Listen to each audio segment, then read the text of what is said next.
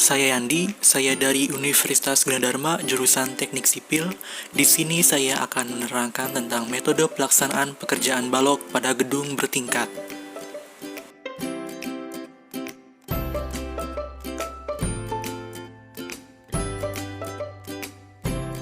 Penasaran dengan penjelasan saya? Yuk kita simak baik-baik. Ilmu teknik sipil merupakan bidang ilmu terapan yang mempelajari tentang merancang, membangun, merenovasi, baik tidak hanya gedung dan infrastruktur, melainkan juga mencakup lingkungan untuk kemaslahatan hidup manusia. Kerja praktek merupakan kegiatan mahasiswa yang dilakukan di masyarakat maupun di perusahaan atau instansi untuk mengaplikasikan ilmu yang diperoleh relevansinya melalui jalur pengembangan diri dengan mendalami bidang ilmu tertentu. Oleh karena itu, seperti yang sebelumnya saya jelaskan bahwa saat ini saya ingin menerangkan tentang metode pelaksanaan pekerjaan balok pada Fakultas Kedokteran Kampus F8 Universitas Gunadarma.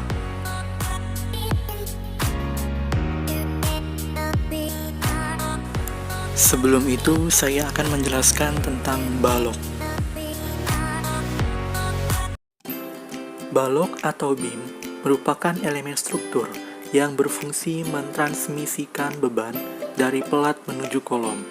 Pada umumnya, balok dicor secara monolit dengan kolom dan pelat lantai. Lalu balok juga memiliki karakteristik penulangan pada satu sisi saja, khususnya untuk tahanan terhadap lentur. Balok umumnya ada dua tipe, yakni balok T dan balok L. Backisting dari balok sendiri akan menerima gaya vertikal dan horizontal dari berat beton, gaya angin, beban konstruksi, dan beban kejut. Dalam pelaksanaannya, ada 3 tahapan yang harus diperhatikan, yaitu stability, strength, dan serviceability. Ada hal mendasar yang harus dihindari dalam pendesainan backisting, yaitu terciptanya eksentrisitas akibat lebar backisting balok yang lebih lebar dari support dan tidak tersupport dengan benar daerah sisi dinding. Pada proyek ini, pengecoran dilakukan dengan menggunakan bantuan steel scaffolding, di mana harus dibuat perencanaan yang matang terlebih dahulu untuk menentukan jumlah kebutuhan steel scaffolding yang dipergunakan. Hal ini sangat penting karena pengadaan scaffolding tersebut sangat berpengaruh terhadap kelancaran pekerjaan. Selain jumlah mainframe, juga perlu direncanakan adjusting frame yang diperlukan berhubungan dengan ketinggian dari struktur yang ada. Selain backisting, hal lain yang harus diperhatikan dengan baik dan harus sesuai dengan gambar kerja adalah pekerjaan pembesian. Pekerjaan ini harus diamati dengan sangat akurat oleh bagian quality control, di mana pengecekan jumlah dan jarak pembesian sangat mutlak diperlukan sebelum pengecoran dilakukan. Pekerjaan balok dapat dilakukan setelah pekerjaan kolom selesai dan telah dilakukan pembongkaran backisting kolom. Berikut proses atau tahap pekerjaan balok. Yang pertama, pemasangan scaffolding. Sebelum melakukan pembuatan backisting balok, terlebih dahulu kita harus mengukur dan menghitung luasan balok dan pelat lantai untuk menentukan berapa kebutuhan scaffolding atau perancah yang digunakan. Kemudian, pelaksanaan pembuatan backisting balok dan pelat lantai dapat dilakukan. Berikut urutan pemasangan acuan perancah balok dan pelat lantai. Yang pertama, memasang jack base, memasang mainframe, memasang cross brace, memasang U-head, memasang gelagar arah memanjang, memasang suri-suri, memasang hollow dan bodiman, memasang tembereng, memasang segitiga penyangga, memasang gelagar arah memanjang dan arah melintang, memasang polywood. Backisting balok dan pelat lantai dibuat dari polywood yang tebalnya 12 mm dan dibentuk sesuai dengan konstruksi pekerjaan pada gambar rencana atau BSTEC. Tahapan pekerjaan backcasting ini sangat perlu diperhatikan karena dampak langsung pada pekerjaan-pekerjaan lainnya. Persyaratan pekerjaan backcasting yang harus dipenuhi adalah 1. Syarat kekuatan, yaitu bagaimana material backcasting cukup untuk menerima beban yang bekerja sewaktu pengecoran. 2. Syarat kekakuan, yaitu bagaimana material backcasting tidak mengalami perubahan atau bentuk deformasi atau bergeser sewaktu pengecoran berlangsung. 3. Syarat stabilitas, yaitu berarti bahwa balok backcasting dan tiang atau perancah tidak runtuh tiba-tiba akibat gaya yang bekerja. Selain itu, perencanaan dan desain backcasting harus memenuhi aspek bisnis dan teknologi, sehingga pertimbangan-pertimbangan di bawah ini setidaknya harus dipenuhi. 1. Ekonomis. 2. Kemudahan dalam pemasangan dan bongkar. 3. Tidak bocor. Yang kedua, penulangan balok. Merupakan pekerjaan yang meliputi pekerjaan pemotongan hingga pekerjaan perakitan, baik itu dirakit di tempat langsung maupun tidak. Tulangan merupakan salah satu bahan beton bertulang yang berfungsi sebagai penahan daya tarik pada struktur balok maupun pelat. Tulangan yang dipakai semuanya menggunakan baja ulir. Pekerjaan tulangan pelat lantai dan balok menggunakan sistem perakitan langsung di tempat. Penulangan balok diusahakan agar dalam kondisi under reinforced, yang artinya tulangan lebih lemah daripada beton, sehingga ketika terjadi keruntuhan pada balok ditandai dengan melendutnya balok. Hal ini bertujuan untuk menghindari kehancuran atau kolaps secara tiba-tiba pada balok. Tahapan pekerjaan penulangan balok dilakukan dengan cara sebagai berikut. 1. Sebelum pekerjaan penulangan, posisi balok harus dicek terlebih dahulu posisi as balok sesuai dengan gambar kerja, agar posisi balok tidak tergeser dari as yang akan menyebabkan beban eksentris pada balok. 2. Untuk menandai as balok, dibuat garis pinjaman 1 meter dari as balok sebagai pedoman. 3. Untuk tulangan utama dibuat di tempat pengecoran langsung. Ujung tulangan dibengkokkan menggunakan alat secara manual, sedangkan untuk bagel dibuat dari lantai 6, lalu diangkat menggunakan tower crane. 4. Tulangan dirakit dengan cara dimasukkan tulangan atas terlebih dahulu, lalu memasukkan bagel dari ujung tulangan, lalu tulangan dimasukkan. 5.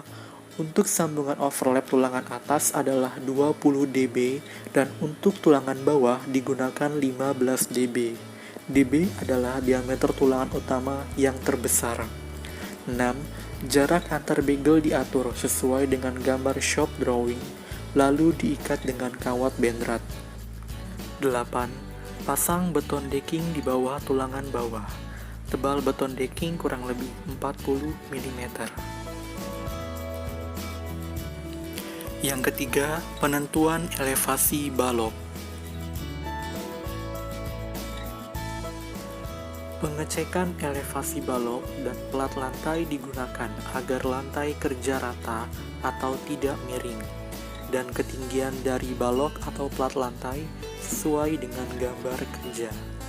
Untuk alat yang digunakan dalam pengecekan elevasi adalah penyipat datar, kaki 3, dan bak ukur. Penentuan dilakukan dari kolom yang telah dimarking sebelumnya. Kemudian, diukur menggunakan meteran tinggi elevasi yang akan dibuat. Agar menghasilkan elevasi yang sama untuk pembuatan balok dan plat lantai, diperlukan pekerjaan elevasi yang cermat dan teliti. Tahapan penentuan elevasi balok dilakukan dengan cara sebagai berikut. 1. Buat marking atau garis pinjaman setinggi 1 meter pada kolom menggunakan meteran yang diukur dari tinggi elevasi lantai. 2. Kemudian digunakan waterpass untuk membuat marking pada beberapa kolom lainnya, di mana kolom yang telah dimarking tersebut akan digunakan sebagai titik koordinat untuk mengukur dan mengecek elevasi balok dan plat lantai. 3. Dari marking tersebut, waterpass diletakkan di posisi yang sesuai untuk mengecek elevasi balok dan plat lantai, kemudian diukur ketinggian elevasi besar backisting balok dan plat lantai. 4. Dari dasar balok dan plat lantai tersebut, diukur ketinggian balok dengan menambahkan nilai ketinggian marking dengan tinggi balok untuk bacaan yang dibaca pada waterpass. 5. Pembacaan dilakukan di beberapa titik. Apabila terjadi ketidaksesuaian bacaan, maka pekerja yang berada di bawah akan menaik atau menurunkan posisi jack base atau U-hit yang diberitahu oleh surveyor sesuai dengan bacaan yang terlihat pada waterpass. Yang keempat, pengecoran balok. Proses pengecoran merupakan proses memasukkan campuran beton ke dalam backisting balok dan plat lantai yang telah diberi tulangan. Sebelum proses pengecoran, ada beberapa hal yang harus dilakukan, yakni sebagai berikut. Yang pertama, pengecekan backisting. Backisting yang telah dipasang harus dicek kembali apakah sudah sesuai dengan gambar yang direncanakan atau belum. Backisting harus kuat dan tidak bocor saat melakukan pengecoran. Selain itu, backisting juga harus kuat dan kokoh agar tidak bergeser dan bergoyang karena pemadatan dan penggetaran pada saat dilakukan pengecoran. Hal-hal yang harus diperhatikan pada saat pemeriksaan backisting adalah sebagai berikut. 1. Mengukur tinggi dan lebar backisting yang telah dipasang. 2. Melapisi sambungan backisting yang tidak rapat dengan isolatif. 3. Mengecek kembali elevasi backisting dengan waterpass. 4. Mengecek posisi beton decking, jangan sampai tulangan menyentuh backisting. 5. Mengecek kekokohan backisting. 6. Memasang blokotan kamar mandi yang berfungsi untuk membedakan ketinggian beton cor pada saat pengecoran, sehingga elevasi beton cor lantai kamar mandi lebih rendah daripada elevasi lantai utama. 7. Membersihkan lokasi pengecoran. Pembersihan dilakukan agar beton yang akan dibuat menghasilkan permukaan yang bersih dan rapi. Untuk membersihkan kotoran kecil dan ringan, maka dilakukan pembersihan menggunakan air kompresor, sedangkan untuk kotoran lainnya seperti sisa potongan besi, kawat benrat, dan logam lainnya dilakukan pembersihan menggunakan potongan magnet yang didekatkan sehingga dapat menempel dan diambil. Yang kedua, pengecekan penulangan balok. Tulangan harus dirakit sesuai dengan gambar yang telah direncanakan. Pemeriksaan dilakukan agar tulangan yang telah dirakit telah sesuai letak, ukuran, dan jumlah tulangan, sehingga akan terbentuk konstruksi beton yang sesuai dengan spesifikasi. Hal-hal yang harus diperhatikan pada saat pemeriksaan penulangan adalah sebagai berikut. 1. Memeriksa jarak antar tulangan dan jarak antar sengkang yang telah dipasang sesuai dengan gambar yang direncanakan. 2. Memeriksa jumlah, ukuran, dan jarak sengkang yang telah dipasang. 3. Memeriksa sambungan tulangan. 4. Memeriksa ikatan kawat benrat terhadap tulangan. 5. Memeriksa jarak overstack tulangan. 6. Memeriksa jarak tumpuan dan lapangan. 7. Tulangan harus bersih dari kotoran, karat, serta kotoran lainnya yang dapat mengurangi daya retakan. Yang ketiga, pengecoran balok. Dalam pekerjaan pengecoran balok, plat lantai, sepatu kolom, dan core wall dikerjakan secara bersamaan. Pengecoran dapat dilakukan setelah pengujian selam terpenuhi. Alat-alat yang digunakan dalam pekerjaan pengecoran adalah vibrator, concrete pump, tower crane, bucket, penggaruk beton, alat perata, dan lain-lain. Berikut langkah-langkah pengecoran balok dan plat lantai. 1. Pengecoran dilakukan berdasarkan zona lantai. Maka, di batas antar zona pengecoran dipasang stop core yang terbuat dari kawat ayam yang berguna agar beton cor tidak melewati batas pengecoran. 2. Pengecoran dilakukan dengan dua cara, yaitu menggunakan concrete pump dan menggunakan bucket. 3. Untuk pengecoran dilakukan dengan concrete pump, maka pipa diarahkan ke lokasi pengecoran, sedangkan beton segarnya siap di bawah. 4. Untuk penembakan pertama diisi dengan air, agar sisa bekas beton yang di dalam pipa terbuang dan tidak memengaruhi campuran beton. 5. Tembakan kedua diisi dengan beton segar. 6. Beton jangan sampai menumpuk, diratakan menggunakan penggaruk beton sampai ke sudut backcasting. 7. Ratakan permukaan beton menggunakan raskam. 8. Jika satu area sudah selesai, maka pindahkan pipa ke arah yang belum terisi beton. 9. Jika pipa sudah kepanjangan untuk menjangkau area yang lebih dekat, maka penembakan beton di stop sementara, lalu pipa dipendekkan. 7. 10. Selama sisa pengecoran suhu terlalu tinggi, maka pengecoran dilakukan dengan bucket. 11. Jika menggunakan bucket, maka beton diisi di bawah dengan bucket, lalu diangkat menggunakan tower crane. 12. Untuk pelaksanaannya sama dengan concrete pump. 13. Setelah semua area pengecoran telah diratakan, tunggu beton mengeras selama beberapa jam.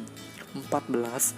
Jika ada plat lantai yang rusak akibat pijakan atau jejak kaki, ditambal dengan semen hingga bekas pijakan hilang.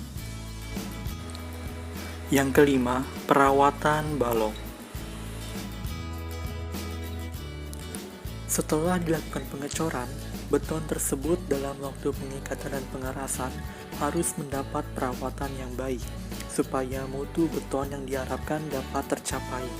Selama 24 jam sesudah pengecoran, beton harus dilindungi terhadap pengaruh hujan lebat, air mengalir, dan getaran.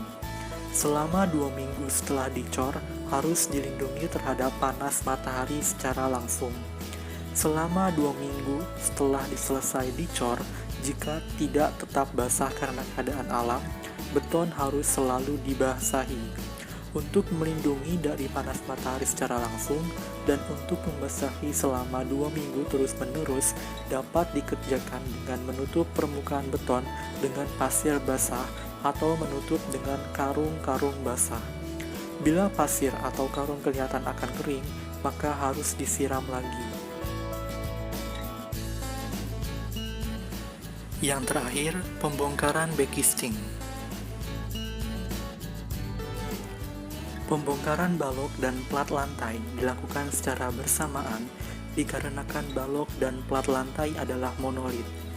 Pembongkaran dapat dilakukan saat beton telah melewati tahap hidrasi dan memiliki kekuatan untuk menahan beban yang bekerja. Pada proyek ini, pembongkaran backcasting dilakukan pada saat umur beton telah 7 hari dengan syarat balok dan plat lantai harus dipasang pipa support atau penyangga. Hal ini dimaksudkan untuk mengurangi lendutan akibat beban pelaksanaan pada lantai di atasnya. Untuk pembongkaran backcasting pada balok dan kolom dimulai dengan membongkar acuan scaffolding dan dilanjutkan dengan pelepasan backcasting, lalu pipe support dilepas setelah berumur 28 hari.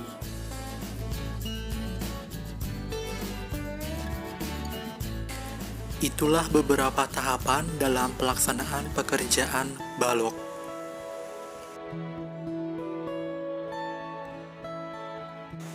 Saya juga ingin mengucapkan terima kasih kepada beberapa channel YouTube yang videonya saya jadikan referensi.